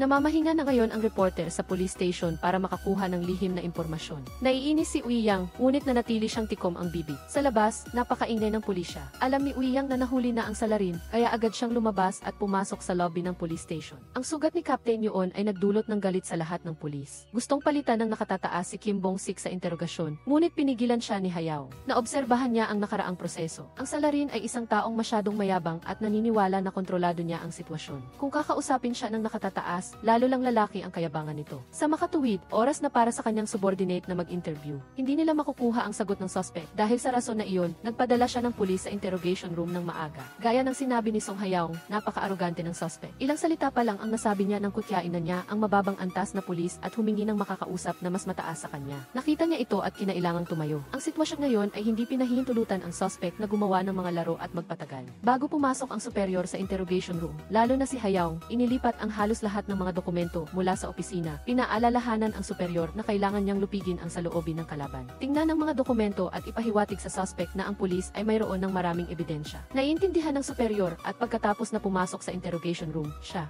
na dinurog ang kayabangan ng suspect gamit ang kanyang sariling presensya. Nang makita ng suspect ang tumpok ng mga dokumento at ang kanyang sariling warrant of arrest, nagsimula siyang magpanik. Hindi nagtagal, ang address na kanyang ibinunyag ay humukay ng 18 kahon ng mga labi sa likod ng bundok. Ang sunod-sunod na tanawin ay ikinagulat ng mga pulis, kahit si Song Hayaong na may malamig na mukha ay mahigpit na humigpit ang kanyang kamao dahil sa galit. Tanging ang suspect lamang ang walang pakialam na tumitingin sa lahat ng ito na para bang ang mga buhay na iyon ay mga basura. Agad siyang nagbukas ng isang press conference, nag-anunsyo ng balita ng paglutas sa isang serye ng mga kaso. Ito ay isang magandang bagay, ngunit hindi palalampasin ng media ang pagkakataong ito na mag-post ng isang mainit na paksa. Sinimulan nilang iugnay siya sa mga bagong kaso na naganap. Ngayon, binanggit ulit ang mga lumang kaso. Parang ginagawa lang nitong mas nagdududa ang mga tao sa kakayahan ng pulis. Kaya naman, inutusan ng chief ang superior na mag-isip ng paraan para paaminin ang suspect sa iba pang mga kaso at kasabay nito, pawiin ang nag-aalab na apoy ng opinyon ng publiko. Sinimulan ng pulis na balikan ang mga lumang kaso. Isa-isang pumasok sa interrogation room ang grupo. Dahil mayabang ang suspect, inamin niya ang lahat ng kaso. Kahit ang mga hindi pa nalulutas na kaso, basta tinanong, aaminin niya. Kabilang narito ang serya ng mga kaso ng pagpatay sa mga babae gamit ang kutsilyo kamakailan lang. Sa oras na ito, ang kabilang mamamatay tao ay nanonood ng TV sa bahay. Nang matuklasan niyang ibinigay ng pulis ang kanyang malaking tagumpay sa iba, galit na galit siya dahil sa pabago-bagong ugali ng suspect. Kaya lahat sa bureau ay nag-aalala at nag-iingat sa bawat detalye para interogahin siya. Natatakot silang biglang bawiin niya ang kanyang testimonya, kaya para sa kaligtasan, hindi na nagpatuloy ang superior sa pagtatanong at ipinasa na lamang siya sa pulis. Para sa isang criminal profiler na tulad ni Song Hayaong, bagaman malupit ang suspect, isa itong nakakapanakit na tukso para sa kanya. Gustong maintindihan ni Hayaong ang lahat tungkol sa kanya. Bumalik siya sa likod ng bundok kung saan hinukay ang mga labi. Sa sandaling ito, pansamantalang pinigilan ni Hayaong ang kanyang galit. Tinitingnan niya ang kanyang sarili bilang suspect. Pagkatapos ay pumunta siya sa kulungan gaya ng nakasanayan. May nakakabit na kamera para bantayan ang suspect. Nang malaman niyang nandyan si Hayaong para alamin ang kanyang criminal psychology, ipinahayag ng suspect na lubos siyang nakakaunawa dahil may alam din siya sa mga criminal profiler. Higit sa lahat, gusto rin niyang maintindihan ang sarili niya kung bakit niya gustong pumatay ng ibang tao. Kaya naman, nakipagtulungan siya kina Song Hayaong at Yang Soo. Nang tanungin tungkol sa bawat partikular na kaso, alam na alam ng suspect ang paggawa ng sandata, pagsusunog, ananahimik sa loob ng ilang panahon at muling paglitaw. Lahat ay sinagot niya ng malinaw at lohikal, parang isang henyo na may mataas na V. Ang tanging bagay na naiba sa ordinaryong tao ay ang kanyang antisocial na pag-iisip. Pagkatapos, mayabang siyang nagtanong sa kanilang dalawa, sigurado akong ito ang unang beses na nakakita kayo ng isang kriminal na tulad ko, tama ba? Alam na alam ng suspect na kakaiba siya, kaya naman siya hinanap ng dalawa sa detention.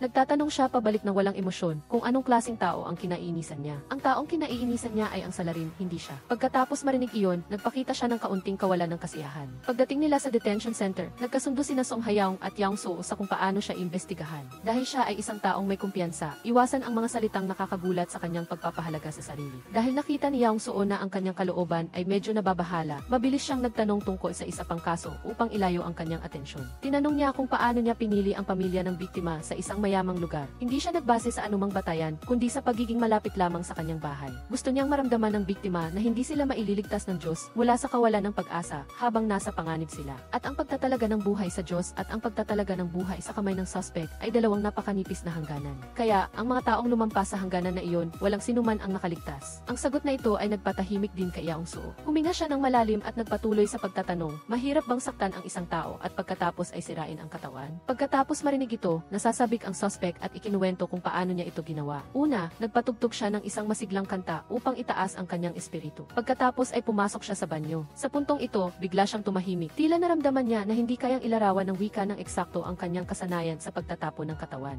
Humingi siya ng papel at lapis at nagsimulang gumuhit. Iginuhit niya ang istruktura ng mga operasyon na ito. Bagaman ito ay isang simpleng sketch, kapag naisip mo itong inilapat sa biktima, nakakakilabot pa rin ito. Upang malaman ang tungkol sa anatomy, masigasig na nag-aral ang suspect ng medisina at ipinagmamalaki niya ang kanyang kasipagan. Sa loob lamang ng ilang buwan, naintindihan niya na ang istruktura ng katawan ng tao. Sa huli, tinanong ni Song Hayaong ang suspect kung bakit niya inukit ang mga mga hindi kilalang simbolo sa mga puno kung saan inilibing ang mga bangkay sa likod ng bundok. Ito ay isang marka para sa libingan upang maiwasan ang paglibing sa parehong lugar na magiging hindi komportable para sa kanila. Ipinapalagay niya na nagmamalasakit siya sa mga biktima. Si Hayaong, alam niyang ang isang malupit na suspect ay walang damdamin, tanging kaligayahan at pag-aliw sa sarili lamang. Sa sandaling ito, pinaalalahanan sila ng guard sa camera room na oras na para sa tanghalian, ngunit ayaw nilang kumain. Mas matindi ang reaksyon ni Yang So at hayagang humiling siya na si Hayaong na lang ang mag-isa sa pagtatanong. Sa hapon, hindi na niya kayang harapin pa ang suspect. Dahil sa rason na ito, hinarap niya ng mag-isa ang suspect. Ngayon, hindi na siya sumusunod sa dating plano at ginagalit ang kanyang pagpapahalaga sa sarili. Sa halip, nagtanong lang siya ng ilang mga katanungan na sapat para patunayan ang kahinaan ng suspect. Ang kanyang mga tanong ay nagalit sa suspect, ngunit sa tuwing nagagalit ang suspect, ang bida mabilis na nagpalit ng tanong at hindi na nagpatuloy. Nang tanungin ni Hayaong kung bakit hindi siya nagpatuloy sa paggamot sa epilepsy, sinabi niya na nagpagamot siya noon, ngunit hindi ito ganap na gumaling. Ang buhay ay hindi laging pumapanig sa kanya, maliban sa swerte. Batay sa sinabi ng suspect, tinanong ni Hayaong kung marami ba siyang pangarap na hindi natupad. Sinabi ng mamamatay tao na noong bata pa siya, gusto niyang magpinta, ngunit dahil sa kahirapan ng pamilya, binitawan niya ang kanyang pangarap. Pagkatapos niyang lumaki, gusto niyang maging pulis, ngunit para sa kanya, ang pulisya ay simbolo lang ng kapangyarihan at wala ng tunay na halaga. Pagkatapos ng interogasyon, gabi na. Dahan-dahang lumabas si Hayaong mula sa silid ng kulungan.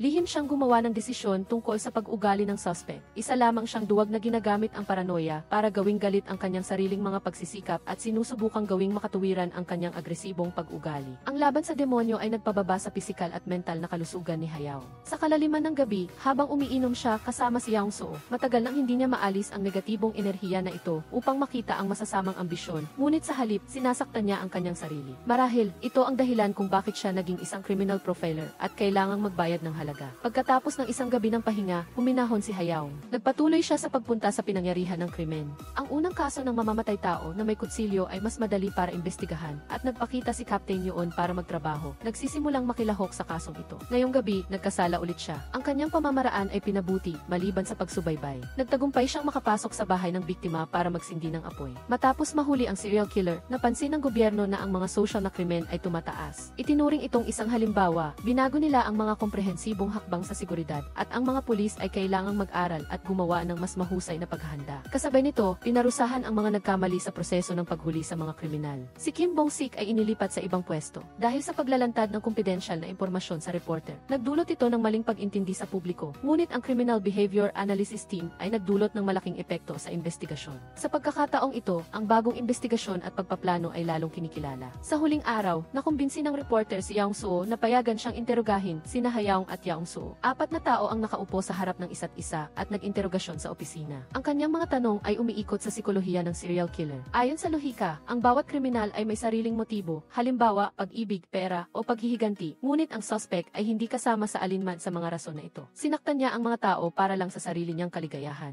Ang ganitong uri ng sikolohiya ng suspect ay kadalasang sanhi ng pagiging ostracized ng lipunan at bulag na pagkamuhi dahil sa kanyang sariling pagka-hindi perpekto. Ang kanyang motibo ay hindi nakatuon sa sinuman, kundi sa buong mundo. Ang mga krimen na walang motibo ay tila mahirap matuklasan, ngunit walang makakalampas sa mga mata ng isang criminal profiler. Sinusubaybayan nila ang mga bakas sa pinangyarihan ng krimen, pagkatapos ay sinusuri at hinuhulaan ang motibo at layunin ng salarin. Ginamit ni Song Hayaong ang panayam na ito upang ipaalam sa mamamatay tao na may kutsilyo na sa mundong ito, walang perpektong kriminal. Huhulihin siya ng pulisya at haharapin ang katarungan. Nang makita ang artikulong iyon na isinulat niya, nakipag-ugnayan din ang reporter kina Hayaong at Yang So. Sinusubukang kumuha ng mas maraming impormasyon. Ngunit pareho silang tumanggi na magpa-interview pa. Ang reporter na nakipagsabuatan kay Kim Bong-sik noon ay hindi rin nagpatalo. Para makakuha ng atensyon, binaliwala niya ang propesyonal na etika at inilathala ang litrato ni Hayaong sa pahayagan. Kinabukasan, nakita ng mamamatay tao na maihawak na kutsilyo ang artikulo sa labas ng bahay ng iba. Baka ang analysis team ang nakakuha ng atensyon. Ang departamento na dating nasa labas ay naging mainit na issue sa kamay ng superior. Noong araw na iyon, habang ang ilang superior ay gustong makipag-usap kay Yang So tungkol sa pagpapalawak, dumating ang pulis at mayroon silang impormasyon tungkol sa mamamatay tao. Sa isang malayong apartment, ang biktima ay sinaktan ng mamamatay tao na may kutsilyo mismo sa pintuan ng kanyang bahay. Ang sugat ay nasa bahagi ng tiyan.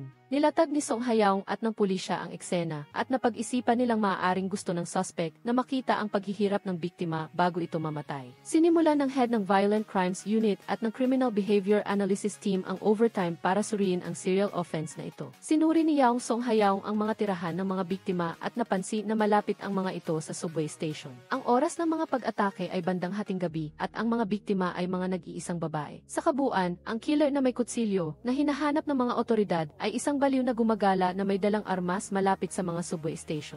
Ang modus operandi ng suspect ay patuloy na nagbabago, kasalukuyan ay walang ugali o pattern na makakatukoy dito. Nagpabuntong hininga ang lahat sa konklusyong ito. Sa sandaling iyon, biglang dumagundong ang kulog at nagsimulang umulan. Ang gabi ay ang pinakamadaling oras para gumawa ng krimen. Tiyak na kinuha ng killer ang kanyang kutsilyo at nagsimulang suriin ang bawat gusali ng tirahan. Sa wakas, natagpuan niya ang isang apartment na nakalimutang isara ang bintana. Mabilis na umakyat ang killer na may kutsilyo. Sa pagkakataong ito, ginamit niya ang pliers sa halip na kutsilyo. Ang paraan ay naging mas brutal at torture ang mga biktima. Patuloy na hinulaan ni Song Hayaung na kung magpapatuloy ito, ang kanyang pag-ugali ay maaaring maging pumasok sa mga bahay, saktan ang mga tao, at magsunog kahit na walang totoong batayan. Ngunit ito ay karaniwang kilos ng mga kriminal. Matapos ang trabaho sa araw na iyon, nagdaos ng salu-salo ang istasyon ng pulisya. Nag-aalala si Song Hayaung sa kaso, kaya't maaga siyang umalis upang bumalik sa pinangyarihan ng krimen. Ginaya niya ang killer upang maunawaan ang kanyang pag-iisip. Paulit-ulit itong ginawa ni Song Hayaung, ngunit dahil sa sobrang ingay, naistorbo niya ang kanyang kapitbahay. Sinigawan siya ng kapitbahay at pinalayas. Matapos ang salu-salo, nag-alala si Gu Kyung-soo para kay Song Hayaung, kaya't dumaan siya sa bahay nito para kamustahin ito. Ang estado ni Song Hayaung ay lubos na ikinabahala ni Gu Kyung-soo. Pinaalalahanan niya ito na kahit interesado siya sa kaso, dapat niyang paghiwalayin ang trabaho at personal na buhay. Kinabukasan, sumakay si Song Hayaung sa subway upang gayahin ang paglalakbay ng killer. Lubos na naging seryoso si Song Hayaung. Song Hayaung followed a single girl early in the morning na ikinatakot ng huli. Sa parehong oras, lumawak ang saklaw ng suspect. Ninakaw niya ang isang dekuryenteng sasakyan at naglakbay sa mas malalayong lugar para gumawa ng krimen. Sinaktan niya ang isang babaeng delivery rider sa gitna ng araw. Mabilis na natuklasan ng mga nakakita ang biktima at iniulat ito sa pulisya. Pagkatapos malaman ang sitwasyon, ipinadala nila ang dokumento kay Song Hayaung. Ang profile ng suspect ay kapareho ng lalaki na may kutsilyo. Nang makita ni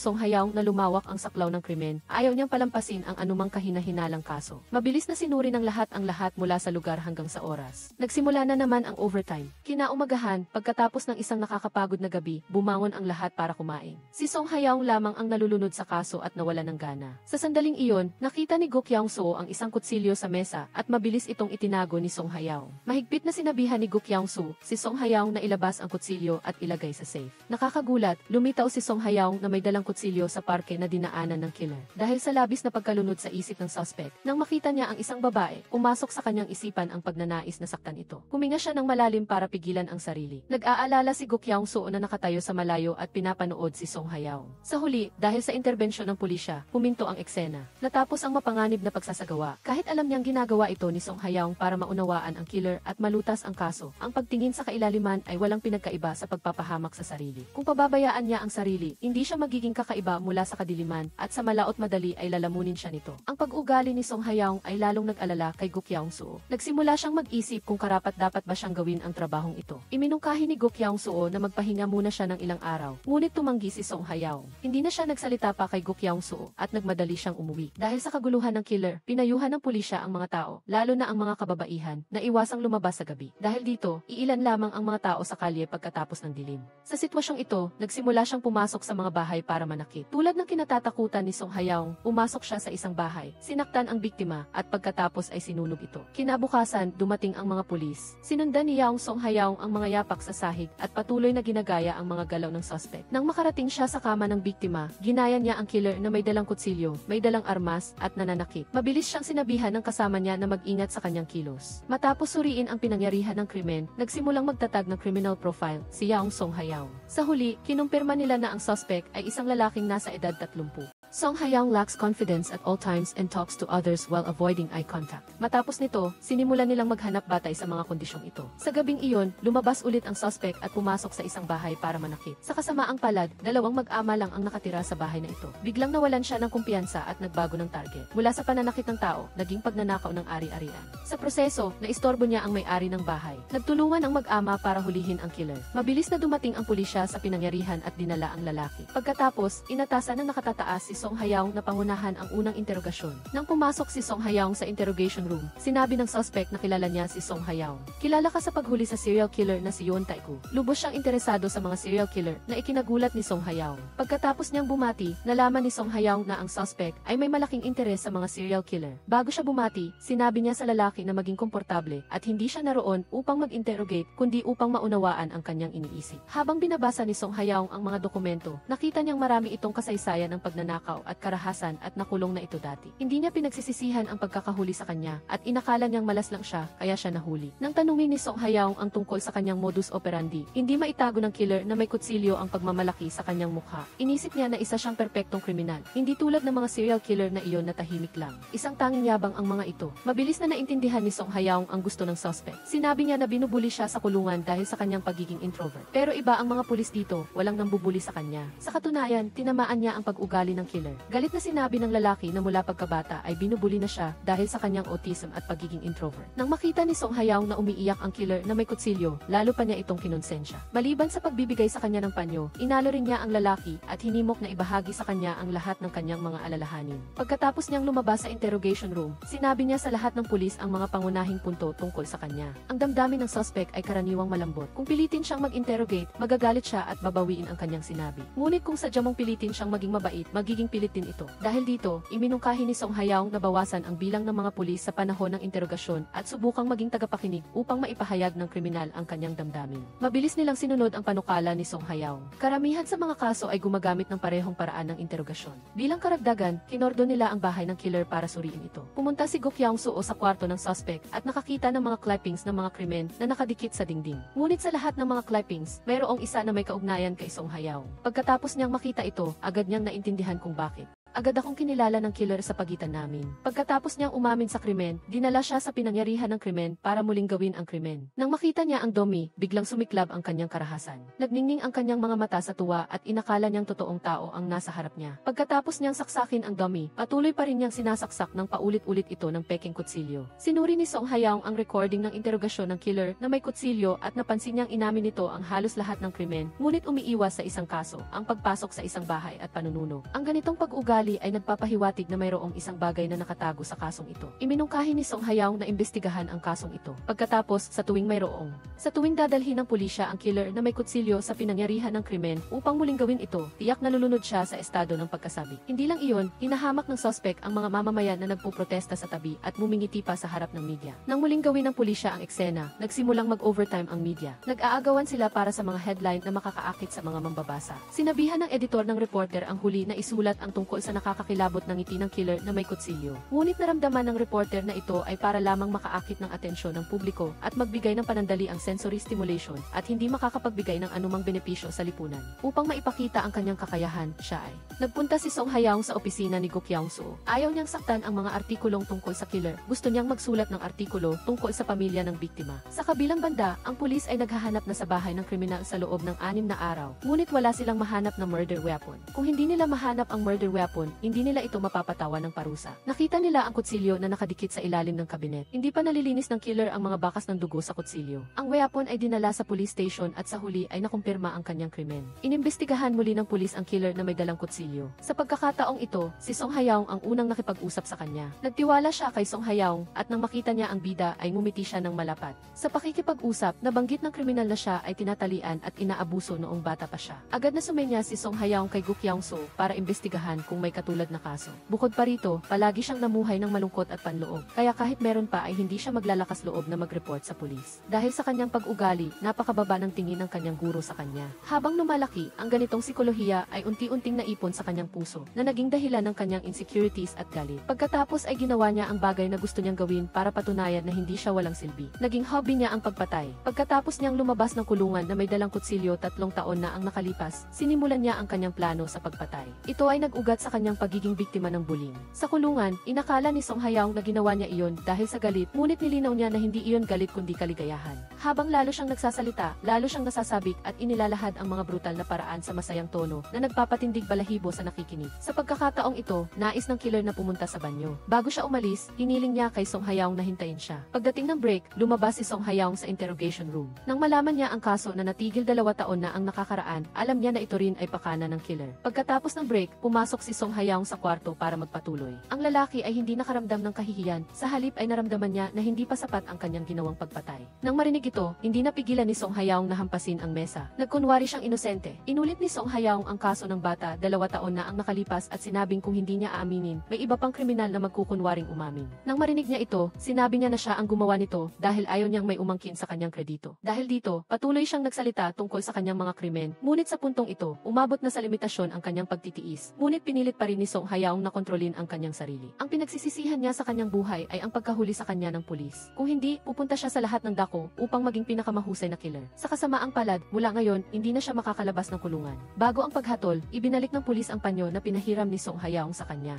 Ngunit hindi nag-atubiling itapon ito ni Song Hayaong sa basurahan. Dinala siya sa istasyon ng pulis. Samantala, hindi sinasadyang nakasalubong ni Song Hayaong ang tuso na reporter. Nagsalita siya at hinamak siya, ngunit binugbog na siya ni Song Hayaong. Ito ang presyo ng pag-post ng mga larawan ni Song Hayaong sa dyaryo. Bagaman natapos ang kaso, ang kadiliman sa loob ni Song Hayaong ay lumaki. Ang mga salita ng kriminal ay patuloy na umalinggaw sa kanyang isipan na nagdulot sa kanyang biglaang pagpindot ng gas pedal at aksidenteng bumangga sa harang sa bundok. Siya ay naospital sa malubhang kalagayan. Habang walang malay, nakakita siya ng isang babae sa ilalim ng ilog. Iyon ang nakita niya noong bata pa siya. Hating gabi, may isang babaeng dumaan at sumakay ng taxi pa uwi. Ngunit inatake siya ng driver, pinatay at inihagis ang bangkay niya sa ilog. Pagkatapos ng aksidente, mabilis na nakaalis sa peligro si Song Hayaong dahil sa agarang operasyon. Ang insidenteng ito ay nakatulong sa kanya na mapagtanto na hindi madali ang maging isang criminal profiler. Ang pinsala sa kanilang mental health ay hindi maiiwasan. Ang paglitaw ng mga imahe sa kanyang isipan ay nagdulot ng labis na paghihirap sa kanya. Sa panahong ito, mayroong ilang kaso ng nawawalang babae na pawang mga empleyado ng teknisyan. Pagkatapos ng kanilang trabaho sa hating gabi, hinulaan ng pulis na namamahala sa investigasyon na baka isa na naman itong kaso ng serial murder. Kaya, humingi siya ng permiso sa kanyang superiors na makilala si Song Hayaong. Si Go Kyung-soo ay tumanggap ng tawag para sa tulong at maingat niyang sinabi na hindi pa makakapagtrabaho si Song Hayaong. Sa ngayon, si Go Kyung-soo lang ang pwedeng humawak nito. Maya-maya, pumunta sila sa mga kalapit na lugar kung saan nagtatrabaho ang biktima upang pagmasdan sila. Nang makita ang mga banner na naghahanap ng mga nawawalang miyembro ng pamilya, naramdaman ni Go Kyung-soo ang pag-aalala ng pamilya ng biktima. Ang pulis na namamahala ay medyo nadismaya dahil hindi niya nakilala si Song Hayaong. Kaya, pinayuhan siya ni Go Kyung-soo na tawagan si Song Hayaong muli. Kung hindi, baka wala na siyang pagkakataon sa hinaharap. Sa kabilang banda, si Song Hayaong, pagkatapos magising, ay nasa ospital para sa rehabilitasyon. Lahat ng pulis ay naghihintay na makabalik siya, ngunit nagpasya siyang mag-resign.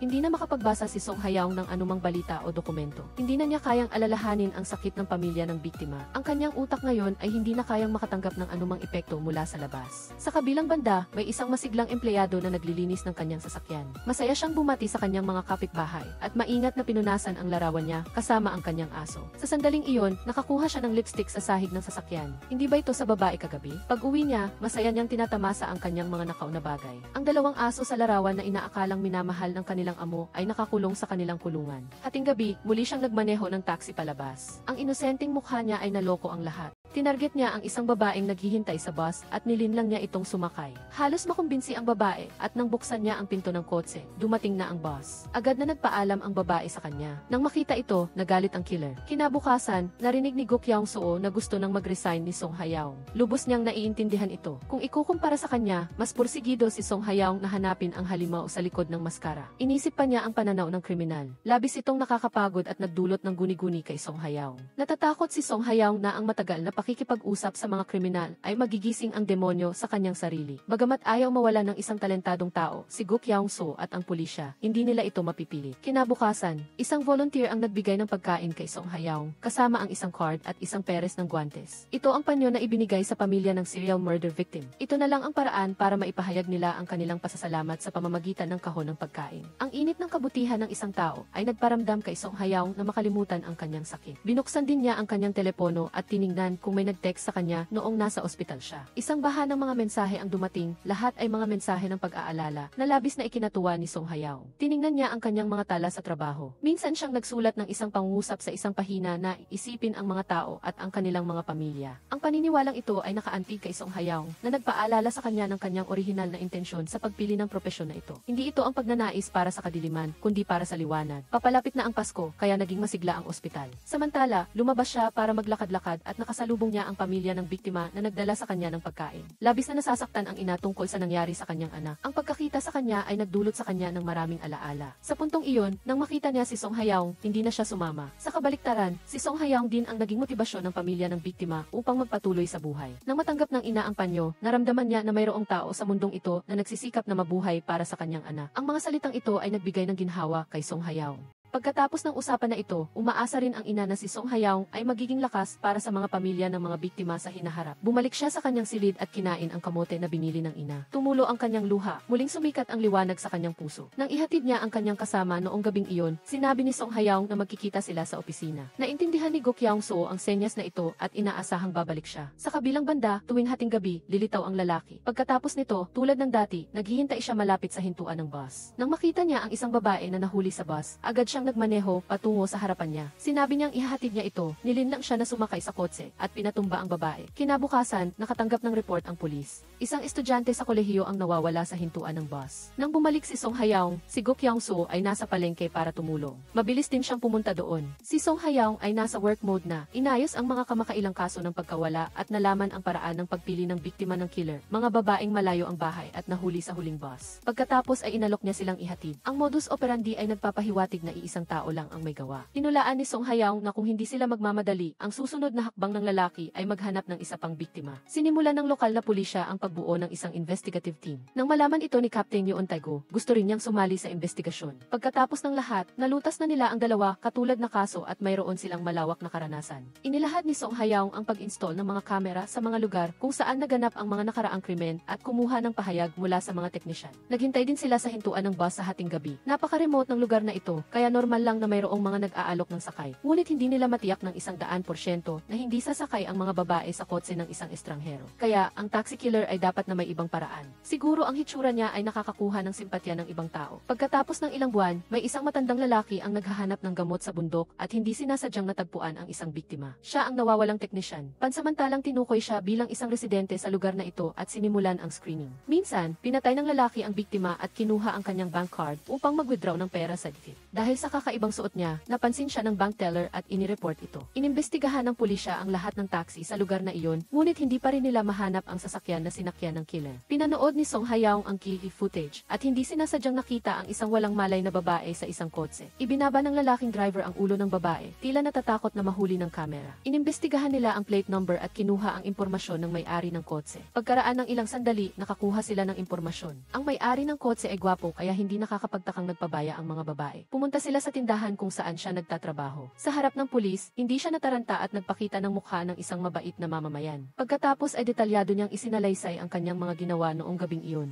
Malinaw na pagkatapos ng trabaho ay hinatid niya ang kanyang girlfriend pauwi. Nagkataon na malapit ang lugar na iyon sa pinangyarihan ng krimen. Nang nais ni Captain Yoon Tae-go na malaman ang contact information ng girlfriend, tutol siya. Sa huli, isinulat niya ang address ng restaurant na pinuntahan nila at sinabing ibibigay niya ang numero ng telepono ng girlfriend pagkatapos niyang mag-check out. Sa unang pagkikita na ito, tumawag si Captain Yoon Tae-go at sinabing siya ay napakabait at may tiwala na hindi siya maimbestigahan ng pulisya. Pumunta rin ang pulis sa restaurant at kinumpirma na pumunta siya at ang kanyang girlfriend doon noong gabing iyon. Ngunit hindi sila naniniwala, kaya naghintay si Song Hayaong sa labas ng kanyang trabaho upang makita ang kanyang susunod na hakbang. Natuklasan ni Captain Yoon Tae-go ang isang malaking butas batay sa kamera. Bumalik siya sa bahay ng isaam, ngunit sinabi niyang 1-0, yes pa lang siya nakabalik. Ang kasinungalingan na ito ay nagtakip sa kanyang ginawa mula 1-0 hanggang isaam na nagtatago sa kanyang krimen. Humingi siya ng search warrant para saliksikin ang kanyang kotse at bahay. Ngunit napakahigpit ng order na ito, kaya naging mahirap para sa mga superior. Nalaman din nila na dati siyang nandaya sa insurance sa isang sunog ilang taon na ang nakakaraan. Ang kanyang biyenan at asawa ay tumugma rin sa sunog sa file ni Song Hayaong. Bumaba ang gabi at sa wakas ay umalis din siya sa tindahan. Inanyayahan nila siyang pumunta sa istasyon at tila alam niya ang mga legal na pamamaraan. Sinabi niya na kailangan nilang magkaroon ng search warrant. Pagkatapos niyang gambalain ang atensyon niya, lumapit ang pulis sa kotse. Natuklasan nilang mailaruan ng bata sa likod ng upuan at isang larawan ng kanyang sarili kasama ang kanyang aso sa harap. Sa huli, pumayag din siyang sumailalim sa interogasyon sa istasyon kinabukasan. Tiniyak ng Sinumpang lahat na siya ang tunay na killer. Lahat ay tumugma sa assessment ni Song Hayaw. Ang taxi killer, pagkatapos na mausisa, ay naguluhan din nang makauwi siya. Sinunog niya ang kanyang sasakyan para sirain ang mga ebidensya ng krimen. Kinaumagahan, tumawag siya para i-report na may nagsunog ng kanyang kotse. Alam ng pulis kung sino ang gumawa nito, ngunit dahil sa kanyang ginawa, mabilis na naaprubahan ang search warrant. Dinala ni Captain Yoon Tae-go at ng kanyang mga kasamahan ang lalaki sa istasyon. Hanggang sa sandaling iyon, ginampanan niya pa rin ang papel ng isang biktima. Bagamat mayroon siyang tiwala sa sarili, wala naman siyang kaukulang katalinuhan. Ginamit niya ang huling trick at sa huli ay nahuli siya. Ang kanyang bahay ay sinasaliksik din, ngunit nilinis na niya ito noong nakaraang gabi, kaya wala nang natira. Kaya naman, kahit anong itanong ng pulis, nanatili siyang hindi alam at hindi umamin. Tinitigan ni Song Hayaw ang lalaki at napansin na sadyang nagpapaka-inosente siya sa mga ebidensya. Sadyang sinasamantala ng killer ang kawalan ng kakayahan ng pulisya at may mga bakas ng kasiyahan sa kanyang mga mata. Marahil ang taong ito ay may antisocial personality disorder, kaya kailangan ni Song Hayaw na harapin siya ng personal. Kailangan nilang magkaroon ng mas strategic na interogasyon. Ito ang unang beses na nag-interrogate si Song Hayaw pagkatapos gumaling. Direkta niyang hinarap ang lalaki. Una, tumanggi siya sa hiling ng killer na uminom ng tubig. Sinabi niya na siya ang paksa na hindi makontrol ang kanyang mga ginawa. Talagang humina ang lalaki. Nagpatuloy siya sa pag-atake. Hindi niya binanggit ang kasalukuyang murder case. Sa halip ay binanggit niya ang insidente ng insenso sa lamok na nasusunog na naging dahilan ng pagkasunog ng asawa at biyana ng taxi killer maraming taon na ang nakakaraan. Sa panahong iyon, siya lang ang nakatakas kasama ang kanyang anak na lalaki. Mula rito, makikita na ang kanyang anak ay ang kanyang kahinaan. Nang mapansin ng killer na patuloy na binabanggit ni Song Hayaw ang tungkol sa kanyang pamilya, inilipat niya ang atensyon sa kaso. Hiniling niya na hanapin ng pulis ang ebidensya na nakita niyang nakikipag-usap sa kanya. Ngunit perpektong nasira na ito. Wala nang magawa, kaya dinala na lang nila ang lahat ng kanyang gamit sa istasyon para tingnan kung mayroong anumang bakas na naiwan. 32